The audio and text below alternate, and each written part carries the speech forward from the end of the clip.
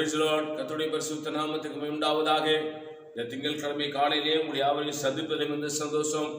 இந்த நாளுடைய ஆசீர்வாதத்துக்கு ஒரு வேத பகுதி வாசிப்போம். எபேசியர் 1:14. அவருக்கு சொந்தமானவர்கள் அவருடைய மகிமைக்கு புகழ்ச்சியாக மீட்கப்படுவார்கள் என்பதற்கு ஆவியானவர் நம்முடைய சுதந்திரத்தின் அச்சாரமாய் இருக்கிறார். அல்லேலூயா.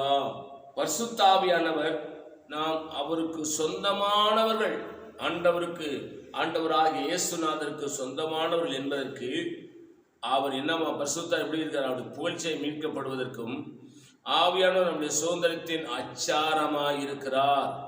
நீங்களும் நானும் இயேசுவை ஏற்றுக்கொண்டோம், அவருடைய பிள்ளையாய் மாறினோம், அவருடைய பரிசுத்த ஆவியை பெற்றுக்கொண்டோம். இப்ப என்ன நடக்குது? அவருக்கு சொந்தமானவர்கள் அவருடைய மகிமைக்கு புகழ்ச்சியாக மீட்கப்படுவார்கள் என்பதற்கு ஆவியானவர் தம்முடைய சுதந்திரத்தின் அச்சாரமாய் இருக்கிறார். நீங்களும் நானும் ஆண்டவராகிய இயேசு வரும் பொழுது நாம் இந்த பூமியிலிருந்து மீட்கப்பட்டு அவரோடு சேர்த்து கொள்ளப்படுவோம் என்பதை மறந்து விடாதீர்கள். நான் உங்களுக்காக ஜெபிக்கிறேன். பரிசுத்த பிதாவே, நீர் எங்களோடு பேசின நல்ல வார்த்தைகளுக்கு ஸ்தோத்திரம். தொடர்ந்து நீர் கிரியை செய்யும்.